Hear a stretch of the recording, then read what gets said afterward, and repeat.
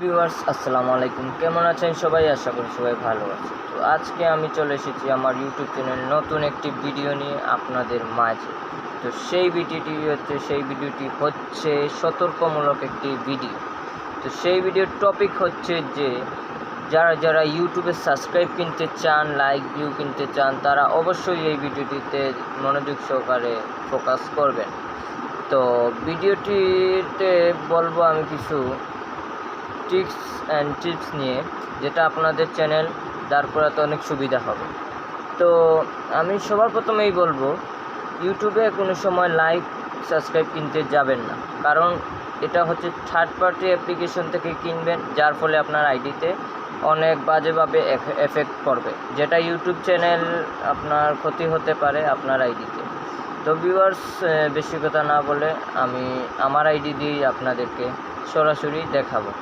তো যারা আমার ইউটিউব চ্যানেলে নতুন, তারা অবশ্যই আমার ভিডিওটিকে লাইক, কমেন্ট এবং চ্যানেলটিকে সাবস্ক্রাইব করে পাশে থাকবেন। ধন্যবাদ।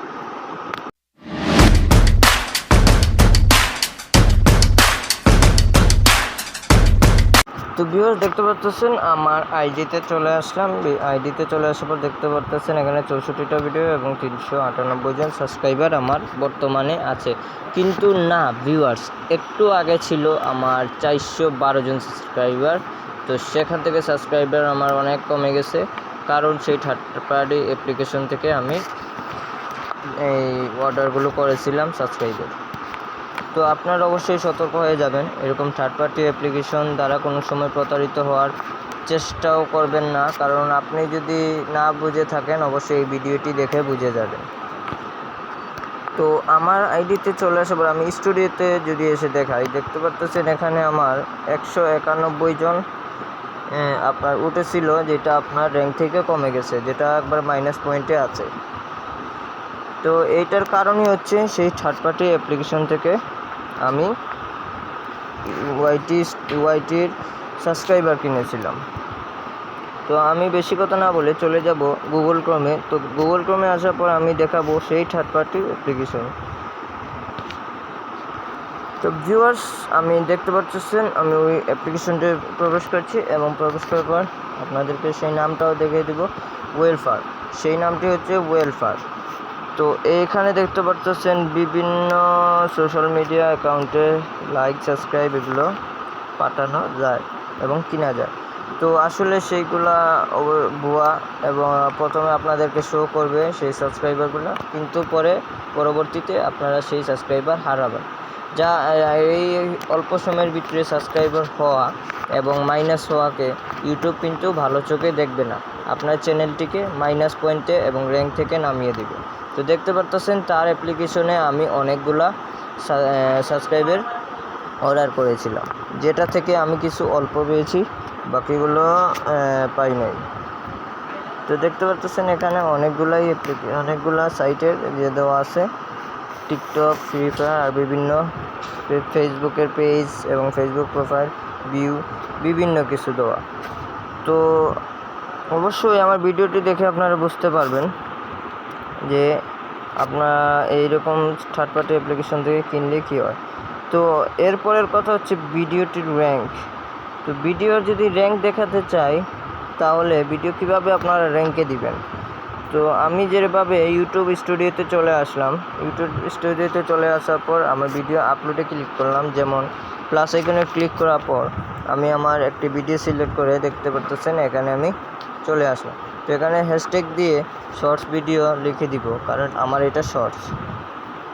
তো এই ভিডিও অলরেডি আমার ছাড়া হয়ে গেছে, এটা আপনাদেরকে দেখানোর জন্য ভিডিওটি করা হলো।